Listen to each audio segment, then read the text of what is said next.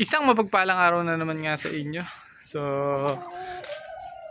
share ko lang sa inyo yung ginagawa kong pag-viewing dito sa mga kalapati nga natin.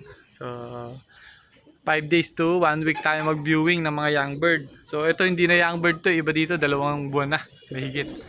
So, 5 days to 1 week. Yun nga ang sinabi ko sa inyo. Tapos, after ng viewing natin, siguro, ayan, 7 yung binu-viewing natin na yan. 3 lang ang tatanggalan natin ng, kumbaga, hindi pa wala muna natin pawawalan. So, ang gagawin ngayon natin dito sa pitunare, tetapan muna natin yung mga pakpak niyan. Siguro 2 araw hanggang 3 araw. Lilipad-lipad sila dito at tetapan natin ng tig-4 na pirasong pakpak. Kada isang pakpak, ano. So, medyo magulo, ano. So, 2 pakpak nila, 4 na piraso lang yung tetapan natin. So, magkabila. Tapos makakalipad-lipad dyan yan. Hanggang sa masanay. Siguro 2 to 3 days, pwede na yun. Tapos after nun, 7 sila. After ng gano'n na ginawa natin, ang gagawin ngayon natin, tatanggalan na ngayon natin ng tape. So, kunyari, 7 yung kalapati na natin na itong binu-viewing. Ang pakakawalan lang natin yan, 2 or 3. Tapos yung 4 naka-tape, nakakawala dito. Ay, nakakawala dito sa mga taas na to or bubong. Tapos yung 3, wala nang tape. Hanggang sa masanay sila na lumipad sa taas. Hanggang sa mataas na bubong, lumipad sila. Kasi mas maganda kasi yung ibang kasama nila hindi pa nakakalipad kasi sinusundan din nila yun, ano? Hindi basta-basta pipitik tapos pawawalan natin yan pag mainit na mainit yung panahon.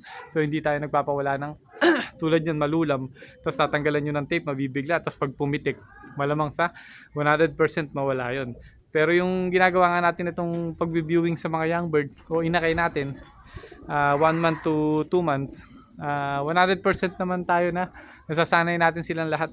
Halos wala tayo nawawalang young bird pagka ganito, no? So, senior ko lang naman sa mga newbie na nanonood nga sa atin. Laging sumusuporta. So, ganito lang tayo mag-viewing. Lalo na yung mga young bird. So, hindi ko binibiglang pawalan, ano?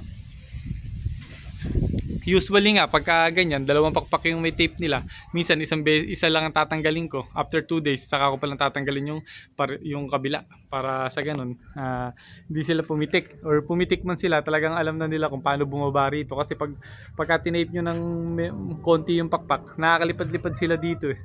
So, kung tumaas man sila dito sa taas, kaya nilang kontrolin yung sarili nila para makadapo rito sa mga tinutuntungan na usual yung tinutuntungan nila. So, ganun lang tayo magsanay ng young bird.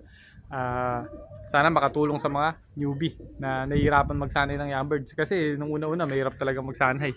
Lalo na pag biglang pitik. So, basta pawalaan nyo, busog, tapos tanghaling tapat, mainit, para tamarin sila lumayo.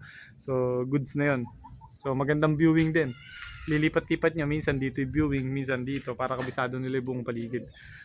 Malayo man, tumaas man, kabisado nila bawat paligid ng bahay nga nila or yung lugar. So yun, hanggang dito lang guys. Ingat kayo guys. God bless.